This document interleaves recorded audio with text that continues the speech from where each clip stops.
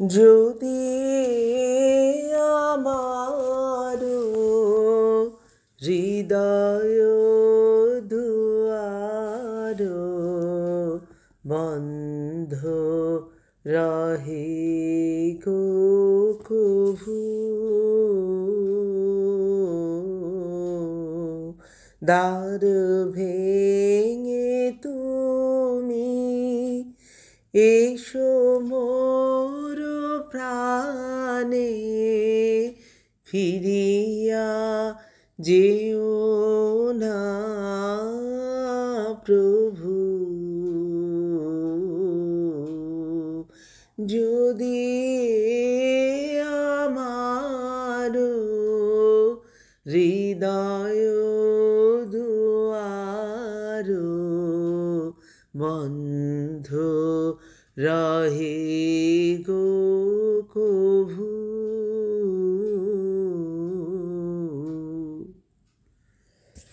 যদি কোনো দিন এ বিনার তারে তব প্রিয় নাম নাহি ঝঙ্কারে, যদি কোনো দিন এ বিনার তারে তব প্রিয় নাম নাহি ঝঙ্কারে, দয়া করে তবু রহিও দাঁড়ায়, ফিরিয়া যেও না প্রভু। যদি আমার হৃদয় দুয়ার বন্ধ রহে গো কভু,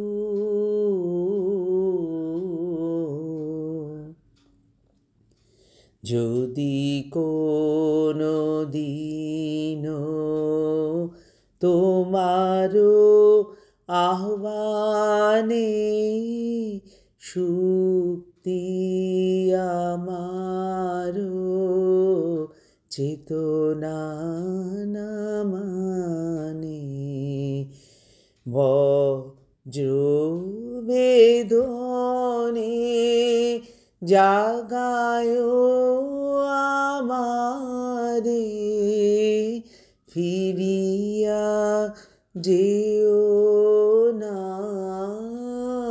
প্রভু। যদি কোনো দিন তোমার আসনে আরো কাহারে বসাই যতনে, যদি কোনো দিন তোমার আসনে আরো কাহারে বসাই যতনে, চিরদিবসের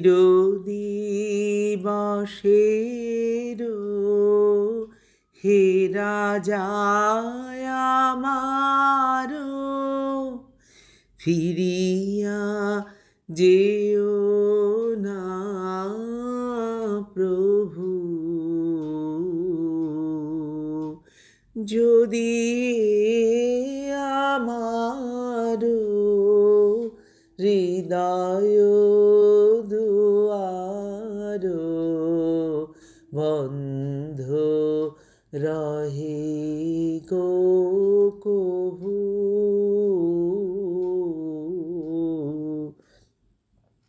দ্বার ভেঙে তুমি এসো মোর প্রাণে ফিরিয়া যেও না প্রভু, যদি আমার হৃদয় দুয়ার বন্ধ রহে গো কভু।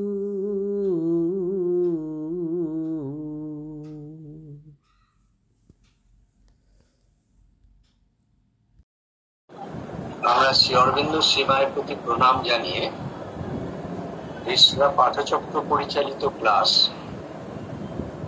শ্রী অরবিন্দ মায়ের যোগ সাধনার বিষয়ে যে আলোচনা শুনছি সেই ক্লাস আমরা এখন শুরু করছি। সমাধি খুব অপূর্ব গানটি গাইলেন কবিগুরু রবীন্দ্রনাথ ঠাকুরের। এই গানটির মধ্যেই আজকের ক্লাসের বিষয় ঢুকে রয়েছে, স্বাভাবিক থাকবে। যদি হৃদয় দুয়ার বন্ধ হয়ে থাকে, তাহলে তুমি যে এসেছিলে তুমি ফিরে যেও। এই যে আকুতি থেকে যাও। আবার শেষের দিকে যে বলছেন তুমি যে আমার রাজা, আমার হৃদয়ের রাজা, তুমি একমাত্র থেকে যাও। এই হচ্ছে আমরা যে চলার পর সেই পথের মধ্যে দিয়ে একবারে খুব উচ্চতর উপলব্ধি অনুভূতির মধ্যে দিয়ে যে প্রকাশ পেয়েছে, সেইটাই আমরা আজকে কথাতেও আসবো। আজকে আমাদের আলোচ্য বিষয় হচ্ছে ভগবানের সাথে সম্পর্ক, রিলেশন উইথ দ্য ডিভাইন। আমরা সাধনাকে বিভিন্ন আঙ্গিকে দেখার চেষ্টা করছি। অনেক বিষয় নিয়ে আমরা এর মধ্যে আলোচনা করেছি বিগত বেশ কয়েকটি ক্লাসে। এই যে রিলেশন কথাটা বলা সম্পর্ক, এইটা খুব গভীরের বিষয়। কারণ সম্পর্ক গড়ে ফেলাটা, গড়ে যাওয়াটা, এটা খুব তাৎক্ষণিক বিষয় নয়। এটা দীর্ঘ একটা সময়ের মধ্যে দিয়ে সম্পর্ক তৈরি হয় এবং সেই সম্পর্কটা কতদূর গভীরে প্রথিত হচ্ছে, সেটাই আধ্যাত্মিক সাধনার একটা খুব বিশেষ বিষয়। আমরা জানি যে সাধনা করতে গেলে তার মধ্যে কিছু কিছু জায়গা আমাদের মধ্যে উঠে আসে। আমরা সেই সব যে জায়গাগুলি সম্পর্কে সচেতন হই, তার মধ্যে প্রথমে তো ধরুন একটা ইচ্ছা থাকা উচিত, থাকতে হবেই। ইচ্ছা না থাকলে তো আর কোনো বিষয়ে এগোনোর প্রশ্নই নেই। আমার মধ্যে একটা যদি ইচ্ছা থাকে যে আমি ভগবান যিনি রয়েছেন, যাকে আমি দেখিনি, জানি না, শুনি না, কিছু শোনা সম্পর্কে রয়েছে তার সম্পর্কে, কিন্তু বা বই পড়া কিছু থাকতে পারে, কিন্তু তাকে তো দেখিনি, কিন্তু তার সাথে আমি একটা সম্পর্ক গড়ে নিতে পারি নিজের মধ্যে খুব সহজভাবে, এবং তার জন্য কোথাও যাওয়ার মতো প্রয়োজন পড়ে। আমার মনের মধ্যে দিয়ে আমি তার সাথে একটা সম্পর্ক গড়ে উঠতে। কিন্তু এই ইচ্ছাটা ধীরে ধীরে বর্ধিত হতে হতে যখন একটা সংকল্পে পরিণত হয়, এবং জীবনে চলতে চলতে বোঝা যায় প্রথম দিকে ধরুন যে ইচ্ছাটা, সেই ইচ্ছাটা ভগবান আছেন, তার সাথে সম্পর্ক তৈরি হচ্ছে, তাছাড়াও বাইরের আরো কিছু অনেক কিছুর সাথে সম্পর্ক রয়েছে, অনেক বিষয়ের সাথে আমি জড়িয়ে রয়েছি। কেবলমাত্র ভগবান নয়, ভগবান আছে, কিন্তু আরো জীবনের অনেক যে ক্ষেত্রগুলো রয়েছে তার সাথে আমার যে সম্পর্কগুলো সেগুলো রয়েছে, এবং সব নিয়েই একটা মিশ্রিত চেতনার মধ্যে দিয়ে আমি চলেছি। কিন্তু এই যে চলতে চলতে চলতে চলতে একটা সময় এই ইচ্ছাটা বাইরের থেকে প্রথমে একটা সুপারফিশিয়াল অবস্থা থেকে এসে সেটা খুব ভেতরে যেতে শুরু করে, ভেতরে যেতে যেতে আমাদের মন প্রাণকে ছাপিয়ে আমাদের হৃদয়ের গভীরে তা একটা সম্পর্ক স্থাপন করে এবং সেই ইচ্ছা একটা সংকল্পে পরিণত হয়। এই সংকল্পে পরিণত হওয়া থেকেই একটা জোরদার সাধনা শুরু হয়। যতদিন না সংকল্পটা থাকে যে আমার সংকল্প কি,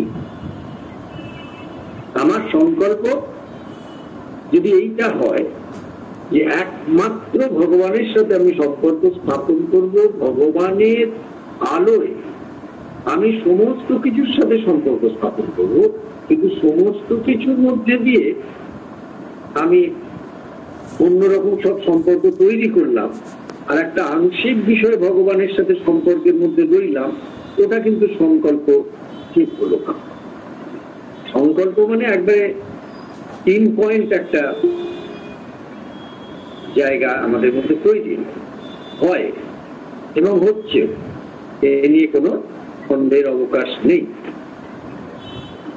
আরেকটি বিষয় হচ্ছে যে সাধনা করছি সে যে রূপেই করুক না কেন, যেভাবেই করুক না কেন, কোনো তাতে তো কোনো অসুবিধা নেই। অনন্ত ভগবান অনন্ত রূপে বিরাজ করছেন, কার কোনটা কোন রূপটার কার পক্ষে উপযুক্ত প্রযোজ্য সেটা তার বিষয়, ব্যক্তিগত বিষয়, সেখানে কোনো মাথা ঘামাবার বিষয় নেই।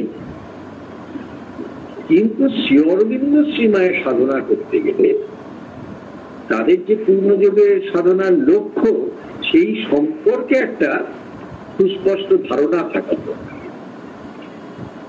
এবং তার জন্য ধরুন অনেক তো পদ্ধতি রয়েছে, পঠন পাঠন রয়েছে, কিছু বইপত্র পড়া রয়েছে, কিছু আমরা অনেক বিষয় আমরা শুনতে পারি, নিজেরা আলোচনাও করতে পারি, এইসব অনেক কিছু রয়েছে, ধ্যান ধারণা রয়েছে, আরো কিছু রয়েছে। লক্ষ্য সম্পর্কে একটা সুনিশ্চিত ধারণা, মানে সেটা যদি খুব অস্পষ্ট আর খুব ধোঁয়াশা থাকে, তাহলে ওই ইচ্ছার যে জায়গাটা সংকল্পে পরিণত হয়। কারণ আমার লক্ষ্য সম্পর্কে যদি সুনিশ্চিত ধারণা না থাকে, তাহলে আমার ওই ইচ্ছাটা তো একটা আলগা ইচ্ছা, যে ইচ্ছাটা রইল বা না থাক রইল এরকম একটা ব্যাপার তা নয়, সেটা একটা সংকল্পে পরিণত হয়। এইবার লক্ষ্য সম্পর্কে যখন একটা সুনিশ্চিত ধারণা হয়, তখন দেখা যায় ভেতর থেকে একটা আকর্ষণ বোধ করে সেই লক্ষ্যের দিকে যাওয়ার জন্য, এবং তখন ব্যক্তি আধারে একটা খুব প্রয়োজনীয় জিনিস গড়ে ওঠে, তা হচ্ছে সেই লক্ষ্যের প্রতি একটা একাগ্র। তাহলে আমরা 3টে এখানে পাঠ পেলাম। একটা হচ্ছে যে সংকল্প, ইচ্ছা সংকল্পে পরিণত হলো,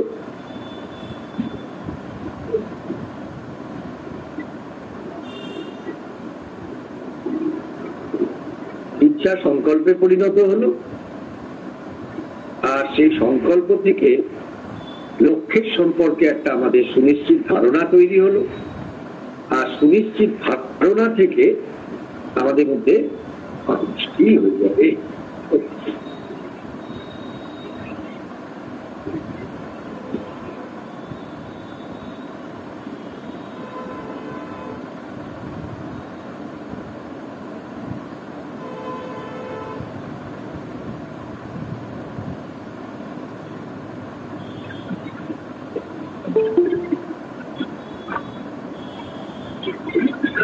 সুনিশ্চিত ধারণা থেকে আমাদের মধ্যে একটা একাগ্রতা তৈরি হয়। আমরা এই 3টে পয়েন্টও যদি আজকের মতো আরো অনেক কিছু আছে যদি ভাবতে থাকি, তাহলে আমরা এই বিষয়টি সম্পর্কে খুব সহজে প্রবেশ করতে পারব। কেন এই ভূমিকাটা করা হলো? আমার কাছে আমার মনের মতো করে আমি শ্রী অরবিন্দ মাকে কতদূর গ্রহণ করতে পেরেছি এবং কতদূর পারিনি,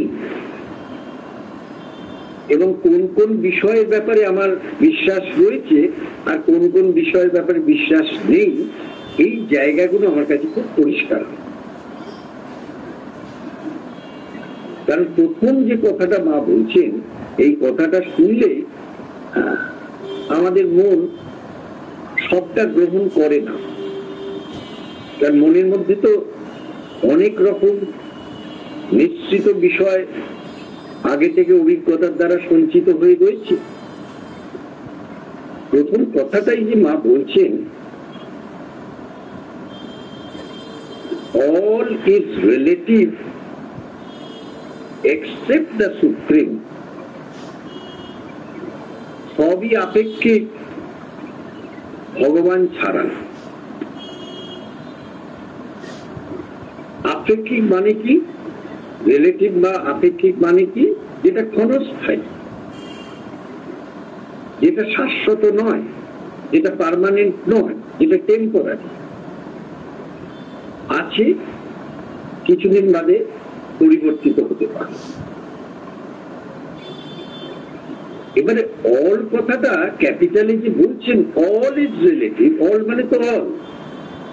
এখানে কিন্তু আর কোনো ঝাড়াই বাছাই করা যাবে না, কোনো সিলেকশন করা যাবে না যে আমার এই বিষয়গুলোর সাথে আমি রয়েছি, এইগুলো দরকার, প্রয়োজন, সব ঠিক আছে, কিন্তু এইটাই আমার লক্ষ্যের বিষয়, এইটাকে নিয়ে চলতে হবে, এটা ছাড়া চলবে না, এটা কিন্তু করা যাবে না। এক্সেপ্ট দ্য সুপ্রিম, ভগবান ছাড়া। তাহলে যে ভগবান, যে ভগবানকে আমি জানি না, যে ভগবানকে আমি দেখিনি, হয়তো শুনেছি কিছু কিছু কিছু তত্ত্বকথা শুনেছি, কিছু গল্প শুনেছি, কারোর কাছ থেকে শুনেছি, কিছু বই পড়েছি, ঠিক আছে, কিন্তু তাকে তো দেখিনি। তাকেই একমাত্র আমার জীবনের সমস্ত বিষয়ের লক্ষ্য করে তোলা হলো। এইটা একদিন বসে ভাবতে ভাবতে করে ফেললাম, এ তো হয় না। এটার একটা উঠা পড়া, একটা চলার মধ্যে দিয়ে অনেক কর্মবিকাশের ধারা আছে। এবং তখন দেখা যায় এই আমার জীবনের চারপাশে, আমাদের জীবনের চারপাশে যা কিছু নিয়ে রয়েছে, আমরা চারটে প্যারামিটার বারবার শ্রী অরবিন্দ লাইফ ডিভাইনে বলেছেন, আমরা বারবার এখানে আলোচনা করেছি। সেটা হচ্ছে বস্তু, ঘটনা, বিষয়, মানুষ। এই চারটে প্যারামিটারের মধ্যে কিন্তু আমরা থাকি। এবং এই যে চারটে প্যারামিটার, বস্তু, ঘটনা, বিষয় আর মানুষ, এটা কিন্তু সারফেস এরিয়া, আমাদের জীবনে উপরিভাগের অংশ বা বাইরের দিক। এইটার মধ্যে জীবন কেটে যায়, অসুবিধা থাকে না। কি অসুবিধা আছে? এই সারা জীবন ওই ওই করে বিভিন্ন বস্তুর সাথে আমাদের সম্পর্ক করলো, তাকে নিয়ে চললাম, বিষয়ের সাথে করলো, ঘটনা প্রবাহ চললো, মানুষের সাথে রিলেশন তৈরি হলো, সরে গেল, আবার নতুন মানুষের সাথে রিলেশন হলো, এই করতে করতে করতে করতে করতে করতে এই জন্ম আর মৃত্যুর মাঝখানে একটা সময় জীবন কাটিয়ে দিয়ে চলে গেল। অসুবিধা কি আছে? কোনো অসুবিধা নেই। কিন্তু ওটা সাধারণ জীবন, ওটার সাথে ভগবানের কোনো সম্পর্ক নেই। ওটা একেবারে বলা যায় যে একটা আটপৌরে জীবন, যে জীবন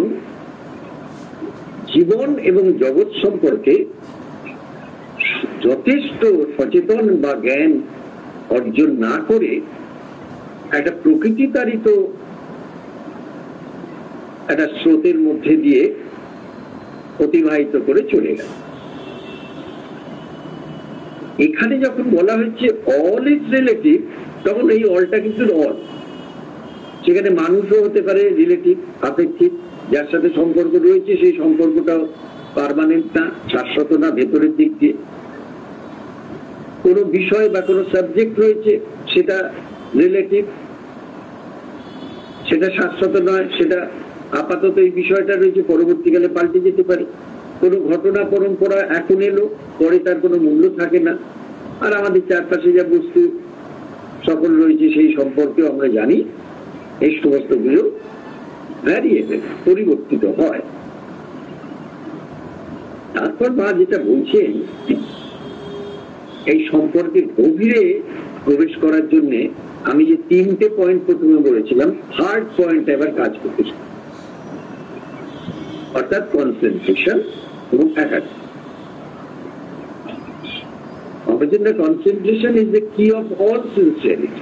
একাগ্রতাই কিন্তু সমস্ত আন্তরিকতার চাবিকাঠি। এবং কতটা আমি একাগ্র হচ্ছি বা হচ্ছি না সেটা কিন্তু আমি নিজে জানি। কখন কোন সময় আমি একাগ্র ছিলাম, এখন আছি কিনা, বা কখনো ছিলাম কিনা, এই সম্পর্কে আমাকে আর বলতে হবে, আমি নিজেই জানি। এবারে মা বলছেন সুপ্রিম অ্যালোন ইজ অ্যাবসলিউট, অর্থাৎ ভগবান একমাত্র চরম পূর্ণতা। বাকি এই যে এত কিছু হলো, এগুলো সব অনেক উচ্চতর ক্ষেত্রে যদি পৌঁছেও দেয় একজন মানুষকে, পূর্ণতাতে পৌঁছে দেবে। অনেক উচ্চতর জায়গায় যাওয়ার পরও দেখা গেল তার জীবন অপূর্ণ থেকে। এটা আবার লাইফ ডিভাইনের তিনি খুব সুন্দর একটা ইংলিশ ব্যবহার করেছেন। আমরা ডিসস্যাটিসফ্যাকশন ও মুক্ত ইনস্যাটিয়েবল কন্ডিশন, অর্থাৎ তার মধ্যে কোনো তৃপ্তির বোধ সে শেষে পাচ্ছে না। তাহলে পরের সেন্টেন্সটা কি বললেন? The supreme alone is absolute, but as the Supreme is at the center of each being, কিন্তু প্রত্যেক সত্তার কেন্দ্রে যেহেতু ভগবান অধিষ্ঠিত, each being carries in himself his absolute, সুতরাং প্রত্যেক সত্তার মধ্যেই ভগবানের পূর্ণতা বিদ্যমান। এইবারে এই যে ধরুন পরের যে দুটো বাক্য বলা হলো, এই দুটো বাক্য সম্পর্কে তো সংশয় সন্দেহ আসতেই পারে, কারণ আমি তো জানি না, আমার সত্তা সম্পর্কে এখনো পর্যন্ত প্রাথমিক জ্ঞানই হয়নি, আমার মনকেই আমি বুঝি না, আমার প্রাণ প্রকৃতি কখন কি চাই আমি জানি না, আমার দৈহিক অভ্যাস সম্পর্কে আমার কোনো নিয়ন্ত্রণ নেই,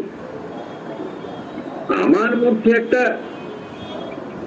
কেন্দ্র রয়েছে, সেই কেন্দ্রে আবার ভগবান অধিষ্ঠিত হয়ে রয়েছেন, এটা আমি শুনেছি, পড়েছি, কিন্তু আমার কি যথাযথ উপলব্ধি হয়েছে? ওই কনসেন্ট্রেশনের কথা যেটা বললাম, একাগ্রতার কথা, সে কিন্তু আমাকে ওই জায়গায় পৌঁছে দেবে। আমরা যদি আমরা প্রতিদিনের জীবনে এই একাগ্রতার সাথে লক্ষ্যের দিকে যাওয়ার জন্য চলতে থাকি। এইবারে যে বলছেন is being carried in himself is absolute, এইটা কিন্তু প্রথম অবস্থা থেকেই এটাকে বিশ্বাস করতে হবে। এটা কিন্তু ভারতবর্ষের মানুষ বিশ্বাস করে, কারণ ভারতবর্ষের প্রাচীনকালের ঋষিদের ধারায় যে আধ্যাত্মিকতা বহমানতা চলছে, যুগ যুগ ধরে যে অবতারগণ এসেছেন, সমস্ত উচ্চতরের সাধকগণ সাধিকারা এসছেন, তারা সাধনা করেছেন, আমাদের কাছে তাদের সমস্ত দৃষ্টান্ত রেখে গেছেন, এখনো চলছে সেই সব সাধনা। তার মধ্যে দিয়ে ভারতবর্ষের মাটিতে একটা আধ্যাত্মিকতার একেবারে সঞ্জীবিত রস তার শেকড় ব্যাকড়ে রয়েছে, যার জন্য ভারতবর্ষের মানুষকে ভগবান সম্পর্কে খুব বেশি তাত্ত্বিক দিক দিয়ে বলার দরকার পড়ে না। তারা ভগবান বলতেই বুঝতে পেরে যান কি বলা হচ্ছে। একটা অসীম, একটা অনন্ত, একটা চির শান্তির জায়গা, চির আনন্দের জায়গা, পরিপূর্ণ শক্তি দিতে পারে, সেখান থেকে আলো পেতে পারি, এই বোধটা একজন ধরুন নিরক্ষর মানুষ, দেখি যাকে আমরা খুব একটা মূল্য দিই না, এরকম মানুষও তার মধ্যে কিন্তু এই একটা জায়গা খোলা আছে। এটা ভারতবর্ষের আবহমান কাল ধরে যে আধ্যাত্মিকতার প্রবাহ চলেছে তারই একটা নিট রেজাল্ট বা ফল। তাহলে আমরা এই যে প্রথমটা যেটা করলাম সম্পর্কের ক্ষেত্রে যেটা বলছেন, all is relative except the Supreme. The Supreme alone is absolute. But as the Supreme is at the center of each being carries in himself his absolute. এই যে চারটে যে বাক্য বললেন, এর বাংলা করলে দাঁড়ায় সবই আপেক্ষিক, ভগবান ছাড়া। ভগবানই একমাত্র চরম পূর্ণতা, কিন্তু প্রত্যেক সত্তার কেন্দ্রে যেহেতু ভগবান অধিষ্ঠিত, সুতরাং প্রত্যেক সত্তার মধ্যে তার পূর্ণতা বিদ্যমান। এইটা আমাদের, ধরুন আজকের এই সন্ধ্যায় আমরা এই চারটি বাক্য নিলাম, নিয়ে আমাদের মধ্যে এইটা নিয়ে আমরা অনুশীলনের মধ্যে চলতে থাকলাম। এর জন্য কোনো ব্যস্ততা, কোনো ব্যগ্রতার দরকার নেই। খুব শান্তি মনে, প্রশান্ত চিত্তে একবারে নিজেদের মধ্যে গভীর একটা প্রত্যয়ের ব্যাপার রয়েছে এর মধ্যে। এবং সেখানে তো একটা জিনিস খুব বেশি দরকার, কোন রকম একটা আত্মবিশ্বাস, একটা সেলফ কনফিডেন্স যদি না থাকে, তাহলে কিন্তু যে কোনো সময়, যে কোনো মুহূর্তে এই পথ থেকে সরে যাওয়ার একটা অবস্থা চলে আসতে পারে। ভীষণ একটা বিশ্বাস, নিজের প্রতিও বিশ্বাস যে আমি আছি, থাকবো এবং আমি চলবো, এরকম একটা বিশ্বাস নিয়ে থাকা। প্রশ্ন হচ্ছে, ভগবানকে ধরুন বহু ভাবে তো মানুষ নিয়ে চলেছেন, তার সম্পর্কে অনেক কিছু আমরা দেখতে পাচ্ছি, শুনতে পাচ্ছি। নৈতিকতার মধ্যে দিয়ে বলুন, ধর্মের মধ্যে দিয়ে বলুন, আধ্যাত্মিকতার মধ্যে দিয়ে বলুন, বিস্তর আলোচনার মধ্যে দিয়ে বলুন, প্রচুর তত্ত্ব, তার সাথে থিওরি যেমন রয়েছে তেমনি ইনফরমেশন রয়েছে, তার সাথে প্রচুর কথা রয়েছে, কথার তো শেষ নেই। কিন্তু ব্যক্তি আধারের মধ্যে এই বিষয়টি একেবারে কেন্দ্রবিন্দুতে নিয়ে আসা, যে তিনি আছেন, আমাদের মধ্যেই আছেন, আমরা তাকে ক্যারি করছি, বহন করছি, এবং তিনি আমাদের অপূর্ণতা থেকে পূর্ণতা থেকে নিয়ে যাবেন। এই ধরুন সাম্প্রতিক যে একটি বিষয়গুলো আমাদের জীবনে চলে যায়, এই রামনবমী গেল, আমরা জানি না, এগুলো বিতর্কের বিষয়, অন্যভাবে বলাটাও ঠিক না।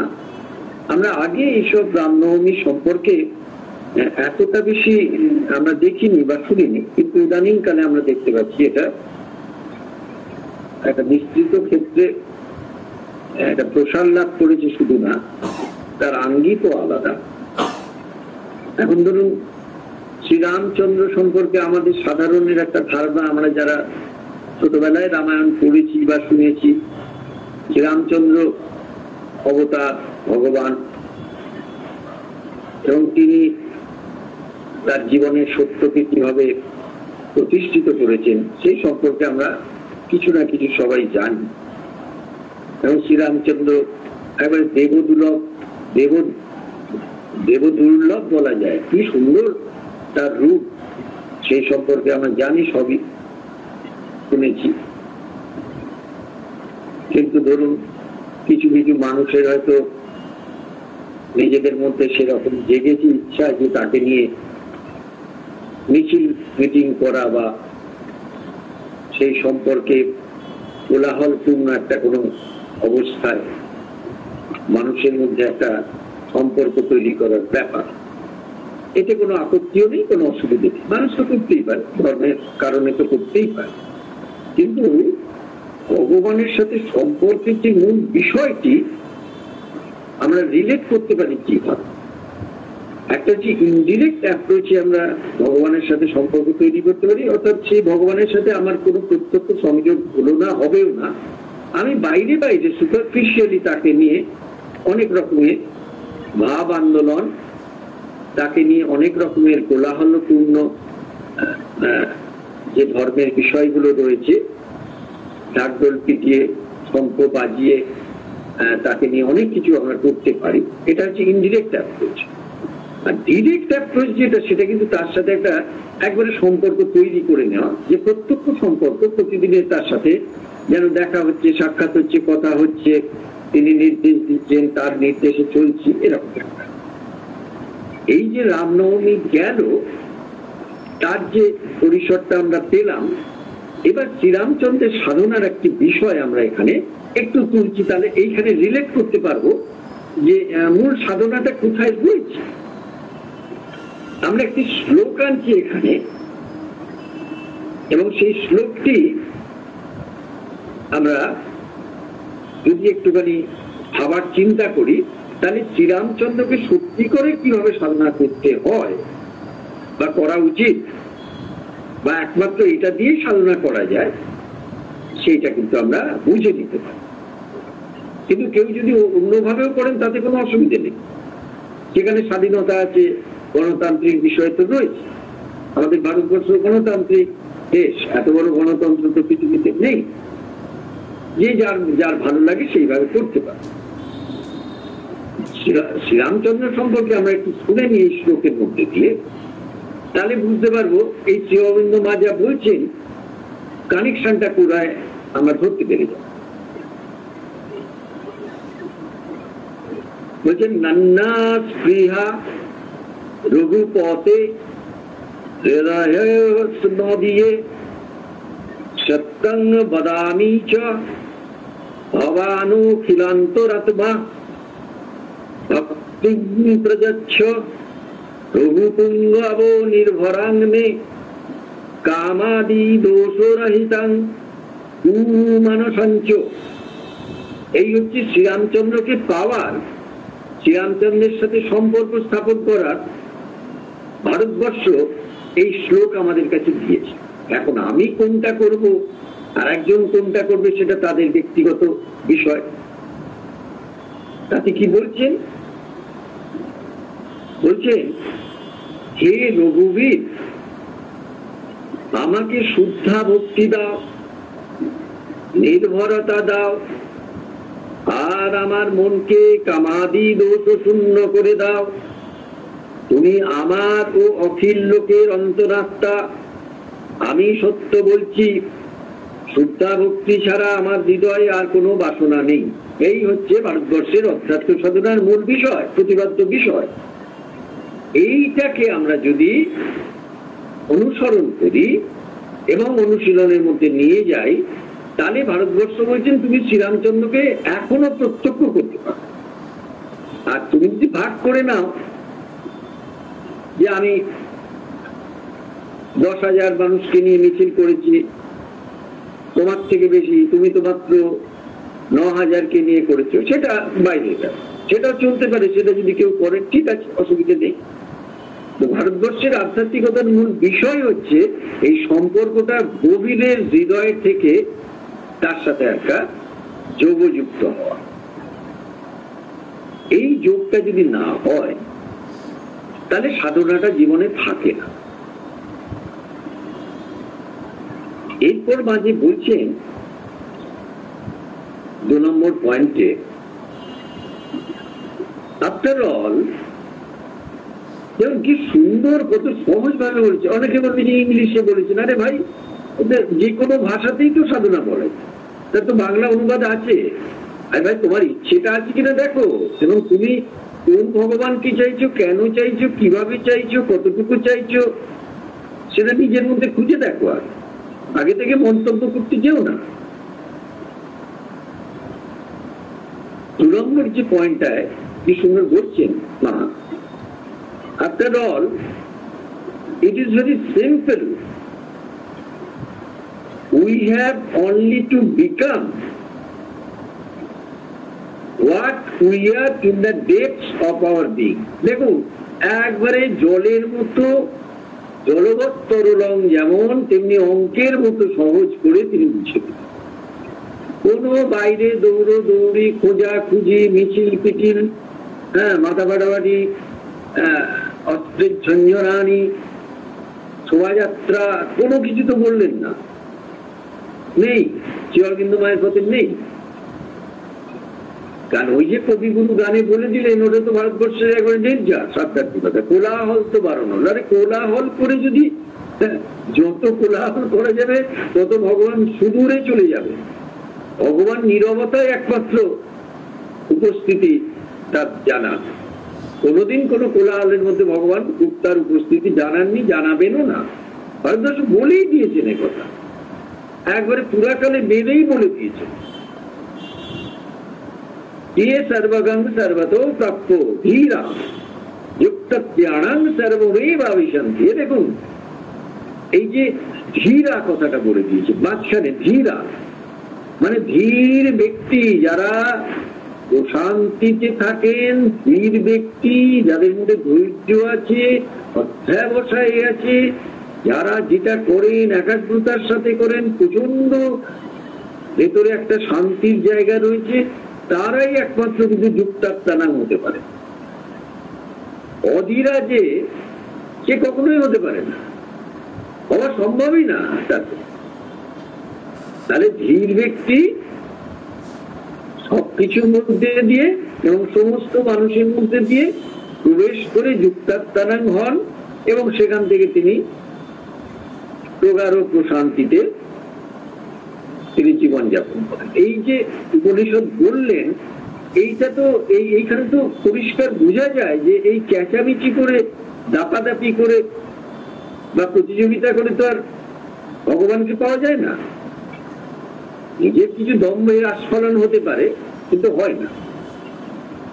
তা কি বলছেন, after all it is very simple. ব্যাপারটা খুব সহজ। মা বলছেন কি, যাই হোক ব্যাপারটা খুব সহজ। কি সহজ? We have only to become, আমাদের হয়ে উঠতে হবে। এইটা শুনে অনেকে আবার পিছিয়ে যান, গুরু কুচকন, কি হব আমি, মানে ব্যাপারটা কি বুঝলাম না, হওয়ার কি আছে, আমি খাচ্ছি দাচ্ছি ঘুরে বেড়াচ্ছি, বেশ ভালোই তো আছে। আরে ভালো আছেন কিনা দেখুন। আমাদের হয়ে উঠতে হবে। কি হয়ে উঠতে হবে? What we are in the depths of our being, অর্থাৎ আমাদের সত্তার গভীরে যা রয়েছে সেটা হয়ে উঠতে হবে। সত্তার গভীরে কি রয়েছে? সত্তার গভীরে সব রয়েছে, কি নেই? সত্তার গভীরে রয়েছে প্রকৃত জ্ঞান, সত্তার গভীরে রয়েছে প্রকৃত সত্য, সত্তার গভীরে রয়েছে গভীর প্রশান্তি, অনাবিল আনন্দ, একবারে অপরিমেয় শক্তি, অনন্ত আলো, সৌন্দর্য, নিষ্কলুষ প্রেম, পবিত্রতা, এই সমস্ত সত্তার গভীরে। মানে আপনি দেখাতে পারবেন, এটা দেখানো যায়, এটা দেখানো যায়। এই অধ্যাত্ম সাধনের মূল বিষয়টা এটা হয়ে গেল, এটা দেখানোর ব্যাপার নয়, এটা হয়ে ওঠা যায়। এখন দেখুন, আমার কাছে খুব সহজ হয়ে গেল সাধনাটা। আমার যেটা নেই, যে অভাবটা নেই, সেটা আমি ওখান থেকে পেতে পারি। ধরুন আমি অজ্ঞান, আমি গণ্যমূর্খ, তাহলে আমি ওখান থেকে জ্ঞান পেতে পারি, উইজডম আছে ওখানে। আমি যে কি সুন্দর শিক্ষা প্রসঙ্গে বললেন, দেখুন একটা সেন্টেন্সের মধ্যে গোটা ভারতবর্ষকে ধরে দিয়েছে। Education is the manifestation of perfection, already in man. তাহলে মানুষের মধ্যে রয়েছে ওটা। বাইরে সিলেবাস, ইনফরমেশন, অমুক করেছি তমুক করেছি, আরে ওগুলো তো রিলেটিভ। আজকে পড়েছি, দুদিন বাদে ভুলে যাবি, আমরা ভুলে গেছিও। আমরা কম পড়াশোনা করিনি। যারা যারা যারা উপস্থিত আছে, স্কুলে কলেজে যারা পড়াশোনা করেছে তারা অনেক পড়েছে, কিন্তু কোনোটাই মনে আছে বলে যদি সেই চর্চায় না থাকে, মনে থাকে না। কারণ ওটা আপেক্ষিক বিষয়। মনে থাকে কোনটা, যেটা জীবনের সাথে সঙ্গতিপূর্ণ এমন কিছু হয়েছে, হৃদয়ের সাথে একবারে গঠিত হয়ে রয়েছে, সেটা কিন্তু মনে আছে। সেটা দুঃখের জায়গায় হোক, সুখের দিকেই হোক বা যাই হোক, তাহলে এই যে আমাদের মধ্যে রয়েছে, ধরুন আমার মধ্যে আমি অপবিত্র, আমি নিজেই বুঝতে পারছি যে আমার মধ্যে পবিত্রতা নেই, পরিপূর্ণতা, আমি অনেক ক্ষেত্রে অপবিত্র। অস্বীকার করার উপায় নেই, নিজের কাছে স্বীকার করে নাও, ঠিক আছে। আরে বাবা, আমার মধ্যেই তো আবার পবিত্রতা রয়েছে। তা আমি যদি সারফেস এরিয়া থেকে, এই উপরিভাগের যে জীবন থেকে গুটিয়ে সরিয়ে স্টেপ ব্যাক ইনটু ইয়োরসেলফ বা বলছেন ভেতরে ঢুকে সেই পবিত্রতার সন্ধান করি, তাহলে অপবিত্রতা দূর হয়ে গিয়ে পবিত্রতা সেখানে প্রতিষ্ঠিত হবে। আমার মধ্যে সৌন্দর্য বোধ নেই, আমি নিজে সেটা বুঝতে পারি। আমি যেটাই করি অগোছালো, তার মধ্যে সৌন্দর্যের কোনো ভাবনা নেই, কিছু নেই। আরে আমার মধ্যেই সৌন্দর্য বোধ আছে। আমি ওই একাগ্রতার সাথে শান্ত হয়ে সৌন্দর্যকে আহ্বান করে যদি আমি আমার কাজকর্মগুলো করি, তাহলে দেখা যাবে কদিন বাদে এই আমি অগোছালো মানুষটি গোছালো হয়ে উঠলাম। আমাদের জীবনটাই তো অগোছালো, সেটা তো মা গুছিয়ে দেন, সুন্দর করে গুছিয়ে দেন। আমার মধ্যে ভালোবাসা নেই, আমি মনটা সংকীর্ণ, ঈর্ষা করা, হিংসা করা, ঠিক আছে, এই আমি চেষ্টা করি না। আমার মধ্যে যে ট্রেজার রয়েছে, যে সম্পদ রয়েছে, ট্রেজার অফ আইল্যান্ড বাইরে না, ভেতরে দেখা যাবে সেখান থেকে এই সমস্ত ঘৃণা, হিংসা, ঈর্ষা এসব সরে গিয়ে সেখানে অদ্ভুত ভগবত প্রেম, সকলের প্রতি ভালোবাসার একটা বোধ তৈরি হচ্ছে। এটাই তো সাধনা। সাধনা মানে বাইরে থেকে আমরা যা বুঝি সেটা সব সময় নয়। সাধনা ভেতর থেকে গড়ে ওঠা একটা বিষয়, এবং যে মানুষ গড়ে ওঠেন সেটা বাইরে তার প্রকাশের মধ্যে দিয়ে বোঝা যায়। যেমন ফল পাকলে ফলের রং পাল্টায়, তেমনি মানুষ যখন সাধনায় ধীরে ধীরে উত্তরণের পথে যেতে থাকেন, তখন তার জেস্টারের মধ্যে দিয়েও, তার চামড়ার মধ্যে দিয়ে ভেদ করে সেই আলো চলে আসে। সে মানুষকে দেখে বোঝা যায় যে তিনি চলেছে, একটা ঊর্ধ্বতম জায়গায় পৌঁছেছে, আরো পৌঁছতে হয়তো হবে, কিন্তু তিনি আমাদের মতো নন, সাধারণের মতো নন। তিনি অনেক ঊর্ধ্বে উঠে গেছেন, অনেক গভীরে চলে গেছেন, অনেক বিস্তৃত ক্ষেত্রে চলে গেছেন। এবং সেখান থেকে তাহলে আপনাদের দেখতে হবে, এই যে আমাদের in the depths of our being বলছেন, আমাদের যে ভেতরে যে সব জীবন্ত সত্তা রয়েছেন, তিনিই ভগবান। এবং এই যে লিভিং এক্সিস্টেন্স রয়েছে, জীবন্ত একটা অস্তিত্ব রয়েছে ভগবানের, সেইটা সেখান থেকে দেখা যায় খুব শান্ত হলে, মনটাকে যদি খুব শান্ত করে দেওয়া যায়, দেখা যায় সেখান থেকে নির্দেশ আসছে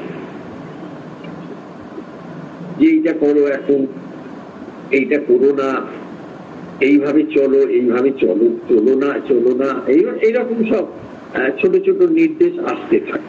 এবং সেটা বোঝা যায় নিজের মধ্যে।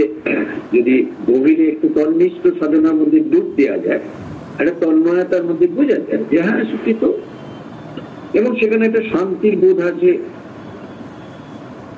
এবং দেখা যাচ্ছে সেই শান্তিটা যখন ধীরে ধীরে বাড়ছে, তখন কিন্তু তা মনকে আগে ধরে মনের বিভিন্ন স্তরের মধ্যে দিয়ে প্রবাহিত হয়ে সেটা প্রাণ প্রকৃতির মধ্যে প্রবেশ, এবং প্রাণ প্রকৃতির বিভিন্ন স্তরের মধ্যে দিয়ে গিয়ে সেটা শরীরের শিরা উপশিরার মধ্যে দিয়ে যায়। তখন দেখা যায় অধ্যাত্ম ব্যক্তিত্ব যিনি, তার মাথার চুল থেকে পায়ের নখ পর্যন্ত সমস্তটা একটা প্রশান্তিতে ভরে রয়েছে, এবং তার পাশে গেলে সেই সান্নিধ্যতা পাওয়া যায়। সে যদি মুখে নাও বলে, সেটা পাওয়া যায়। এইভাবে কেউ যদি আনন্দের সাধনা করে, দেখা যাবে তার জীবনে, প্রতিদিনের জীবনে সে কত রকমের অবস্থার মধ্যে দিয়ে তিনি চলেছেন। কোন অবস্থাটা স্থিরীকৃত তো বলা যায় না। সকালে ঘুম থেকে উঠে যে অবস্থার মধ্যে দিয়ে আমরা চলি, তারপরে যে অবস্থাগুলো পাল্টায়, তারপর আবার বিভিন্ন অবস্থার মধ্যে দিয়ে চলতে হয়, সেটা কোনোটার সাথে কোনোটার যে খুব একটা সুসম্পর্ক রয়েছে বোঝা যায় না। বিভিন্ন ভ্যারাইটিস রয়েছে, ওই ভ্যারাইটিসটাই হচ্ছে সাধনার ক্ষেত্র। তুমি কতদূর সম্মতায় পৌঁছেছো দেখি। এইবারে এই আনন্দের সাধনা করলে ওই রকম শান্তির মতো আনন্দ নেমে আসে, নেমে এসে তার এই ব্রেন সেলের মধ্যে দিয়ে এসে তার সমস্ত সত্তার মধ্যে প্রবেশ করে চারিদিকে আনন্দ ছড়িয়ে পড়তে থাকে, এবং সেই আনন্দ এত বেশি তাকে সম্পূর্ণভাবে গ্রাস করে এই ব্যক্তিকে, বা সেই যিনি করছেন অনুশীলনের মধ্যে রয়েছেন, তার মধ্যে নিরানন্দের ভাব আর থাকে না। কিন্তু তার জন্য কি তিনি বাইরে প্রকাশ করেন? তা না, সে আনন্দের মধ্যে তিনি বিভোর হয়ে। এইরকম ধরুন যে কোনো অবস্থাটা, যে অবস্থাটা আমার অভাব রয়েছে, সেই অবস্থাটাকে যদি আমি আহ্বান করি, তাহলে মাতৃচেতনা থেকে সেই অবস্থাটা আমার কাছে পাঠানো হয়, এবং এইটাই কিন্তু একটা রিলেশন তৈরি করে, সম্পর্ক। আমি মা বললাম, অথচ আমার জীবনটা গয়ঙ্গচ্ছ একটা অবস্থার মধ্যে দিয়ে চলেছে, আটপৌরে জীবনের মধ্যে দিয়ে, যার সাথে মূল আধ্যাত্মিকতার কোনো সম্পর্ক নেই। তাহলে তো সে এমনি একটা ব্যাপার হয়ে রইল, সেটা বাইরের থেকে একটা, ঠিক আছে মা রয়েছেন, ছবিতে রয়েছেন, মালাও রয়েছে, ধূপও রয়েছে, সব ঠিক আছে, কিন্তু সম্পর্কটা তো একবারে ভীষণ জীবন্ত জাগ্রত করে নিতে হবে না?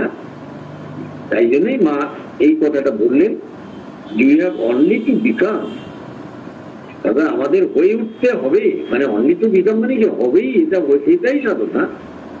What we are in the edge of our being, আমাদের ভেতরে যা রয়েছে সেই ভেতরের সমস্ত সত্তাটা কিন্তু বাইরে বেরিয়ে আসে।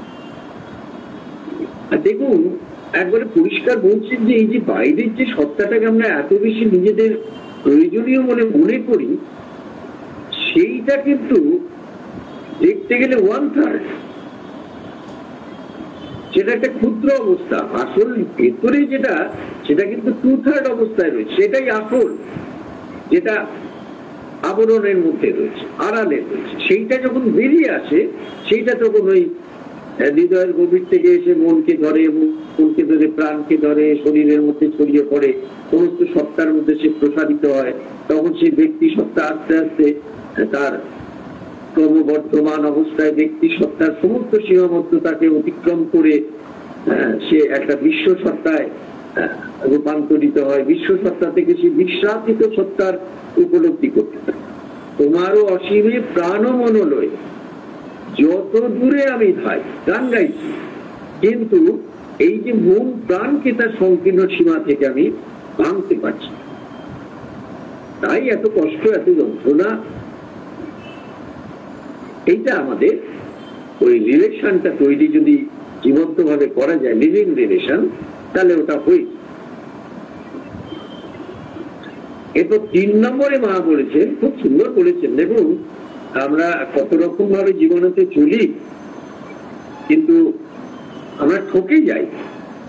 বাইরে থেকে খুঁজতে গিয়ে, বাইরে থেকে পেতে গিয়ে, বাইরে থেকে ধরতে গিয়ে ঠকে যাই, কিন্তু সেই উটের কাঁটা গাছ খাওয়ার মতো কতবার ঠকেছি, আবার সেই পুরনো পদ্ধতিতেই ধরার চেষ্টা।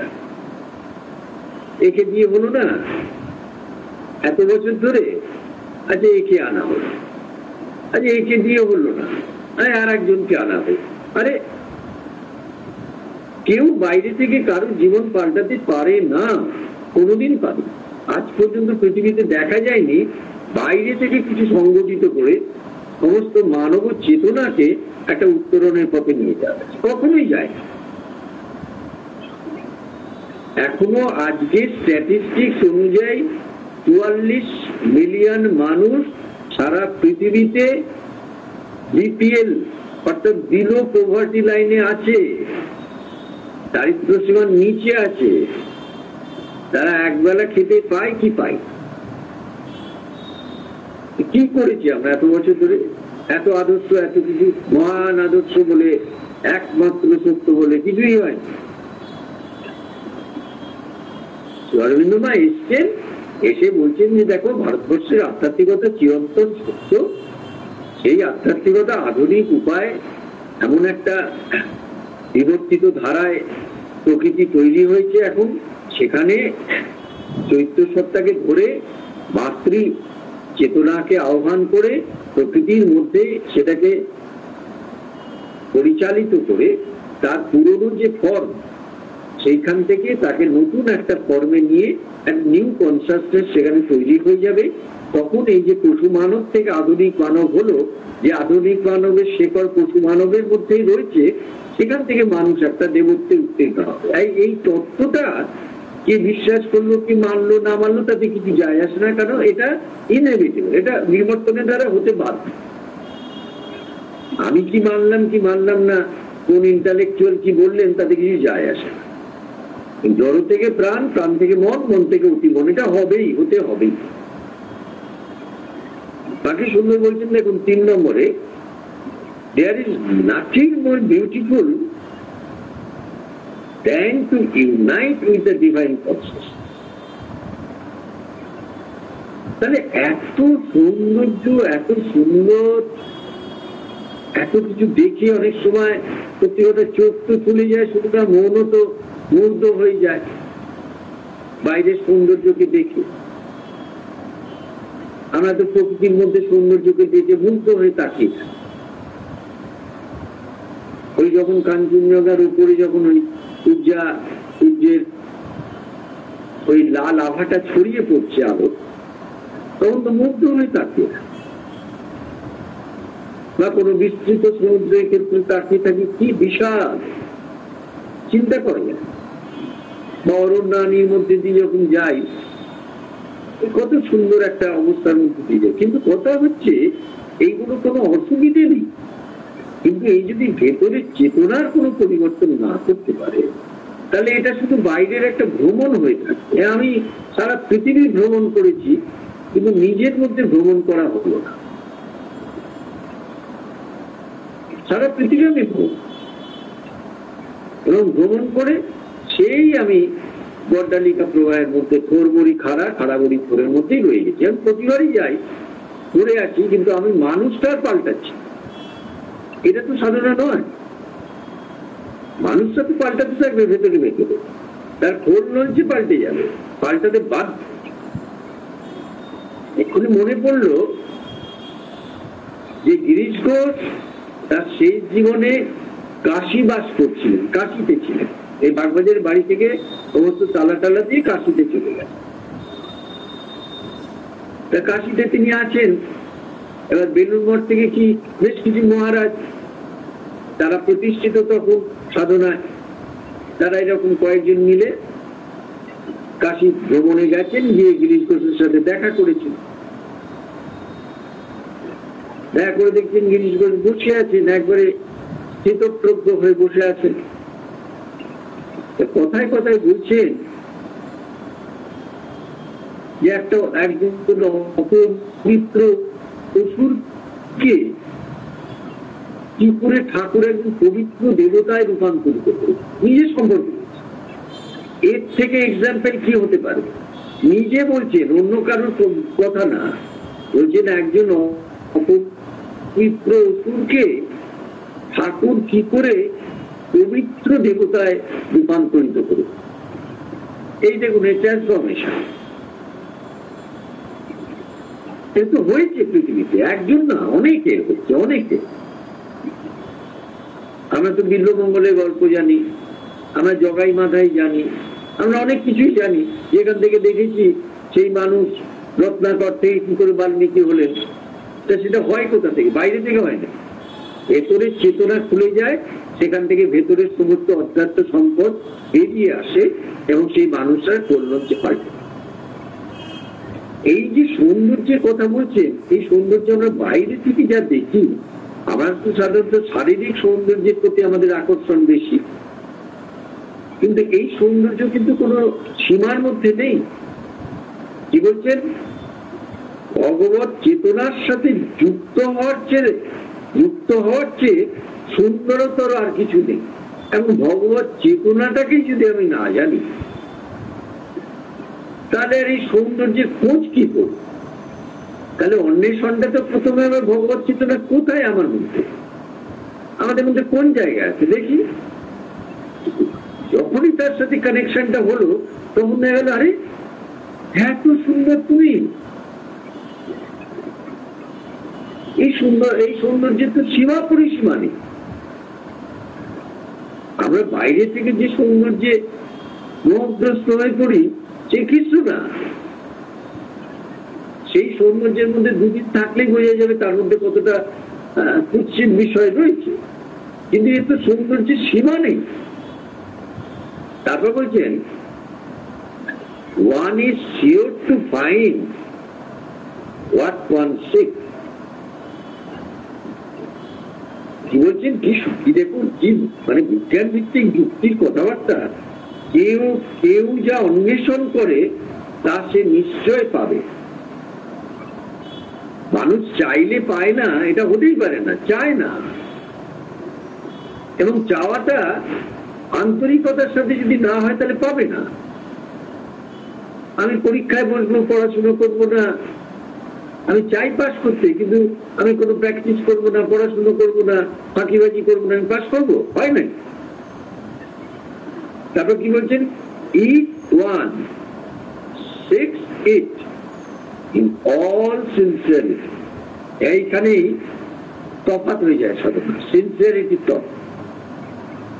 কি বলছে, যদি তার অন্বেষণ হয় সম্পূর্ণ আন্তরিক, for what one seeks is within oneself, তাহলে তার মধ্যে যে ঈপ্সিত বস্তু রয়েছে তার অন্তরে, সেটাকে সে পাবেই পাবে না, বলে দিচ্ছেন, গ্যারান্টেড। এখন নিজের মধ্যে বুক বাজিয়ে দেখতে হবে আমি কতটা চাইছি আর কিরকম ভাবে চাইছি, জীবনটা কোথায় দাঁড়িয়ে রয়েছে, জীবনের প্রবাহটা কোথায়, আমি কিভাবে চলছি, এইটার একটা পর্যবেক্ষণ আমার মধ্যে আনতেই। আন্তরিক ভাবে যদি চাওয়া যায়, হ্যাঁ আমি তোমাকেই চাই, তোমাকেই চাই, তোমাকেই চাই, তুমি আমার মধ্যে অপূর্ণতাকে দূর করে পূর্ণতাকে আনো, তুমি অজ্ঞানতা দূর করে জ্ঞানকে আনো, তুমি অসত্যকে দূর করে সত্যকে আনো, তুমি ঘৃণা হিংসা এইসবে দূর করে প্রেমকে এনে দাও। তো দেখা যাবে সেইগুলো সব বর্ধিত আকারে বাড়তে থাকবে, মানুষটা আস্তে আস্তে পাল্টাবে। বাইরের পোশাক পরিচ্ছদ দিয়ে তো মানুষকে বোঝা যায় না, ভেতরে মানুষটা কি হয়ে উঠলো সেটা হচ্ছে আসল বিষয়। আমরা এই যে আলোচনাগুলো করি, এই আলোচনাগুলো কখনই কার্যকরী হয়ে ওঠে যখন সেটা শুধু কথার কথা হয়ে না থাকে। যদি সেটা জীবনে প্রয়োগ করা হয় তাহলে দেখা যায় যে সত্যি এর মধ্যে থেকে আমরা কতটা বেনিফিটেড হচ্ছি, এবং সেটা প্র্যাকটিক্যাল লাইফে, এটা বাইরে কোথাও না। আর বেশি সময় নেই, আমি দুটো শুধু লেখা একটুখানি করার চেষ্টা করব। বলছেন, none can say to the divine, I have known thee, অর্থাৎ কেউ বলতে পারে না যে আমি ভগবানকে জেনেছি, আমি তোমাকে জেনে ফেলেছি। কারণ অনন্তকে জানা যায়, অনন্ত হওয়া যায়, অনন্তকে জানা যায়। যত বেশি অনন্তের দিকে যাওয়া যাবে তত বেশি অনন্ত হওয়া যাবে। কিন্তু আমি বসে বসে অনন্তকে জেনে নিলাম আর একটা ফ্রেমওয়ার্ক করে নিলাম, হয় না।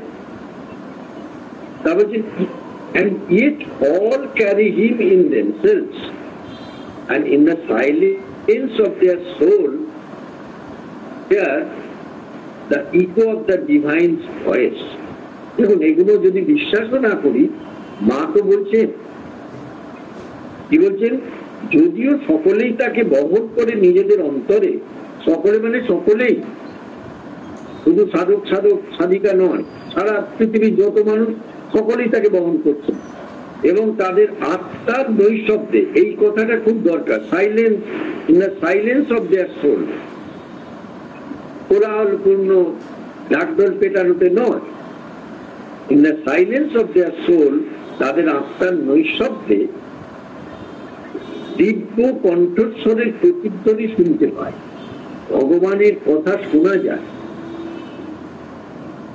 যারা যারা আমাদের কাছে এরকম বলেছেন, আগে আমরা দৃষ্টান্ত হিসেবে দেখেছি, তখন বলেছেন যে আমি তো তার কথা শুনছি, তিনি বলছেন আমাকে, সেটা আমরা তো, আমার মন বিশ্বাস করবে না, তার কথা আবার কিছু, আমি তো শুনতে পাই না। আরে ভাই, আমি শোনার চেষ্টা করেছি কিনা?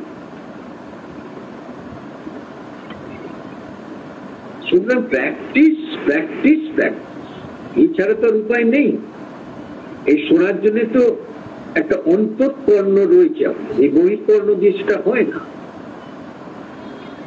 সেটা নিজের মধ্যে একটু ডুব দিতে হয়, ডুব দিয়ে দেখতে হয় যে সেখান থেকে কোন কণ্ঠস্বর আসছে। আজ শেষ লেখা,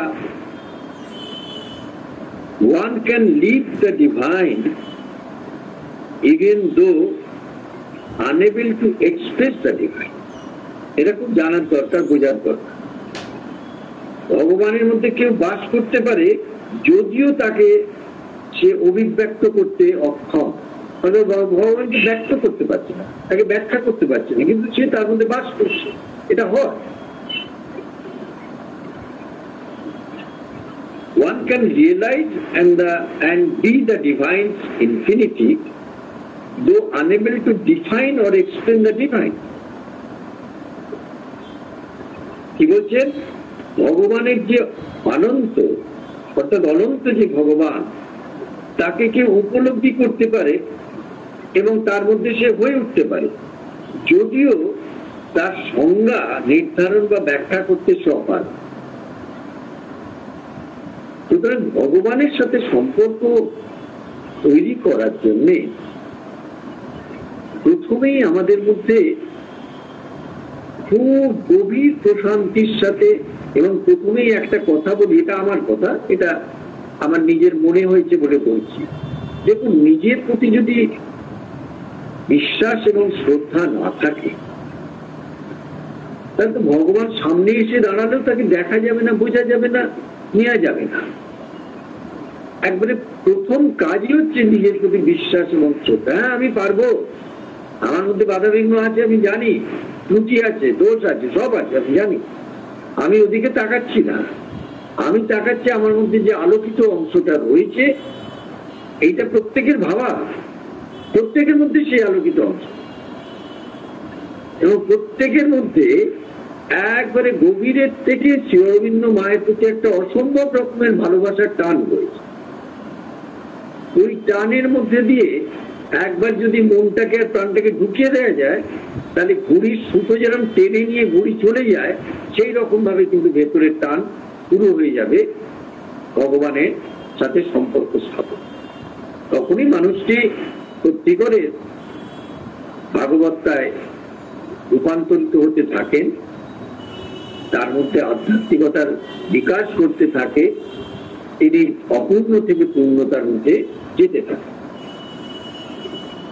তাহলে আমরা আজকে এই ছোট্ট পরিসরে যে আলোচনার মধ্যে এলাম, সেই আলোচনায় আমরা নিজেদের মধ্যে যে ভগবানকে বহন করে চলেছি, সেই ভগবানকে আমরা আমাদের বর্তমান অবস্থায় শ্রী অরবিন্দ মাকেই আমরা ভগবান হিসেবে মনে করছি, এবং তাদের সাথে আমাদের একটা সম্পর্ক, নিবিড় সম্পর্ক তৈরি আছে, তৈরি হচ্ছে, আরো বাড়ছে সেটা, এবং যত বাড়ছে তত আমরা তাদের কাছে নিজেদেরকে দিয়ে দিতে পারছি, এবং দিয়ে দিয়ে আমরা একটা প্রশান্তির মধ্যে, আনন্দের মধ্যে জীবন যাপন। এইটা এই সম্পর্কের গভীরতাকে দিনে দিনে বাড়াতে থাকে, এবং সেই মানুষটি দেখা যায় এই প্রথমে যে একটা ক্ষুদ্র সম্পর্কে ছিল, সেটা আস্তে আস্তে একটা মহৎ বৃহত্তর সম্পর্কের মধ্যে সে পৌঁছে যায়। এই বলে আজ শেষ করলাম। ওম আনন্দময়ী, চৈতন্যময়ী, সত্যময়ী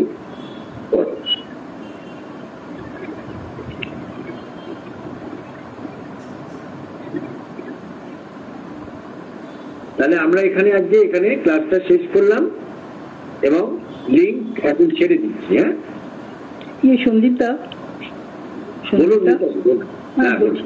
আজকেরটা কি রেকর্ডিং কেউ করছেন বলতে পারবেন?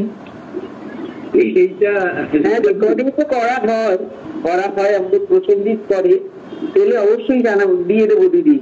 ইউটিউব কি? হ্যাঁ ইউটিউবে আমি তো হয়ে গেলেই দিয়ে দিই, তবে কদিন দেরি হয়। হ্যাঁ তা হোক, ইউটিউবে হ্যাঁ ভারত সবাই একটু দিয়ে দেবেন। হ্যাঁ অবশ্যই। হ্যাঁ ঠিক আছে। তাহলে সন্দীপদা, আজকে যে পুরো আলোচনার একটা আপনি মেইন একদম মনে রেখে দেওয়ার জন্য একটু বলবেন যে মানে আমাদের কি করা উচিত, বা মেইন একটা জিনিস আপনার যেটা মনে হচ্ছে যে হ্যাঁ এইটা একটু বলবেন? হ্যাঁ, কি বলছেন? সেই জিনিসটা বলার জন্য বলছেন? মানে একদম মেইন, মানে আজকে যে পুরোটা পাঠ হলো তার মধ্যে দু একটা যে একদম উপরের যে কথা উঠে এলো, মানে সেই দু একটা পয়েন্ট একটু বলবেন? হ্যাঁ, সেটা ধরুন একবারে যদি সেরকম বলা যায়, দেখুন খুব সত্যি কথা বলতে নিজেকে পর্যবেক্ষণ করলে দেখা যায় যে আমাদের মনটা না ছোট থেকে যেভাবে আমরা বেড়ে উঠি তাতে মনটা একটুখানি বহির্মুখী হয়ে থাকে, বাইরে বাইরে সমস্ত বিষয়ের সাথে সে যুক্ত হয়ে থাকে, সেখান থেকে সে মনের প্রাণের যে সম্পর্কগুলো তৈরি। কিন্তু যখনই আধ্যাত্মিক সাধনার কথা বলা হয় বা ভগবানের সাধনার কথা বলা হয়, তখন সেই মনকেই কিন্তু আমাদের ওই ভেতরে একটা সম্পর্ক স্থাপনের কথা বলা হয়। সেখানে প্রথমে একটা বিশ্বাস করতে হয়, তাহলে সমস্ত উৎসটা ভেতরে রয়েছে, বাইরে নয়। এটা প্রথম আসবে যে আমি যা কিছু খোঁজ করছি, বাইরে থেকে যা কিছুই করি না কেন, খোঁজটা আসলে ভেতরে রয়েছে, অন্তরের উৎসটা রয়েছে। তো তার সাথে আমার একটা সম্পর্ক তৈরি করার জন্য একবারে প্রথম হচ্ছে একটা বিশ্বাস, একটা প্রত্যয় যে তিনি আছেন। এই বিশ্বাস আমি শুরু করলাম, আমি তাকে জানি না, তার সাথে আমার কোনো সাক্ষাৎ নেই, এটা 1 নম্বর। 2 নম্বর হচ্ছে এই যখনই এই প্রত্যয়টা নিয়ে শুরু করলাম, তখনই দেখা যাবে আমারই সত্তার মধ্যে বা আমাদের সত্তার মধ্যে কিছু কিছু পরিবর্তন শুরু হবে। পরিবর্তনটা হচ্ছে, ধরুন আগে একটা ভীষণ অস্থির অবস্থা, একটা অশান্তির অবস্থা, একটা কিছুটা নিরাশা হতাশার অবস্থা, কিছুটা নিজেকে দমিয়ে দেওয়ার অবস্থা ছিল না, এখন একটা উৎফুল্ল অবস্থা, একটা উৎসাহের অবস্থা, একটা ভেতরে ভেতরে একটা পরিবর্তন হচ্ছে। এবং সেখানে একটা দিনে দিনে দেখা যাচ্ছে যে সেখানে একটা আলোকিত অবস্থাকে আমি খোঁজ পাচ্ছি, আমরা খোঁজ পাচ্ছি। সেই যে আলোকিত অবস্থাটাকে খোঁজ পাচ্ছি, সেইটার সাথে এই মনটাকে রোজ রিলেট করতে হবে। এই রিলেট করাটা প্রত্যেকের ক্ষেত্রে আলাদা আলাদা হয়। কারোর ধরুন রাস ক্রিয়ার সাথে হবে, কারোর প্রার্থনার সাথে হবে, কারোর জপের সাথে হবে, কারোর ধ্যানের সাথে হবে, কারোর কর্মের সাথে হবে। সেটা বলে দেওয়া যায়, নির্দিষ্ট ভাবে তো কোনো সংজ্ঞা নেই এখানে বা পথও নেই। এইটা নিজেকে দেখতে হবে আমার কিসের সাথে। যেমন আমরা অনেকে আমাকে বলে, দেখুন আমার ধ্যান হয় না, কিন্তু কর্মের মধ্যে দিয়ে খুব সুন্দর মায়ের সাথে সংযোগ সাধন করি। তাই করবেন, অসুবিধা কি আছে? মূল তো সংযোগ সাধন করা। এইবারে সেই সম্পর্কটা সত্যি করে দেখা যাবে, আর ছবিতে কিন্তু রয়ে গেল না, ছবি মালা ধুনোতে রয়ে গেল না, সেটা হৃদয়ের মধ্যে একটা জীবন্ত সম্পর্ক গড়ে উঠে। এবং প্রতি মুহূর্তে সবকিছুর মধ্যে দিয়ে তিনি যেন রয়েছেন, তিনি চলছেন আমার সাথে যখন আমি চলছি, তিনি খাচ্ছেন যখন আমি খাচ্ছি, আমি যখন চান করছি তিনি চান করছেন, আমি যখন বই পড়ছি তিনি বই পড়ছেন। এই যে একটা আত্যন্তিক একটা সম্পর্ক গড়ে ওঠা, এইটা কিন্তু সাধনায় বোঝা যায়। এবং যারা যারা এক্সপেরিয়েন্স, যাদের মধ্যে এই অনুভূতি উপলব্ধি হয়েছে, তারা কিন্তু সেগুলোকে এক্সপ্রেস করেছে। বহু বহু লেখা এরকম আছে যে তিনি বলছেন যে আমি যে লিখছি, আমি পরিষ্কার দেখছি যে তিনি আমার হাত ধরে লেখাচ্ছেন। এই হচ্ছে সম্পর্ক গড়ে ওঠা। আমি যে বলছি, আমি বলছি না, কারণ আমার পক্ষে বলা সম্ভব না। তিনি আমাকে ব্যাক অফ দ্য মাইন্ড, আমার পেছন থেকে তিনি আমাকে বলাচ্ছেন, সাপ্লাই করছেন। যে কতটুকু বলবো না, কোন ভাষায় বলবো, কতটা ভাবে বলবো, সেটা যেন তিনি সচেতন ভাবে করছেন। এই হচ্ছে সম্পর্ক। এই সম্পর্কটা মা বলছেন তোমার ভেতর থেকে তুমি একবারে নিজে এমন ভাবে গড়ে ওঠো যাতে তোমার কাছে সেটা জীবন্ত জাগ্রত। এটা হচ্ছে মূল সিনাপসিস অফ টুডেস সাবজেক্ট। ঠিক আছে, বক্তৃতা তো শুধু একটা মাধ্যম হতে পারে,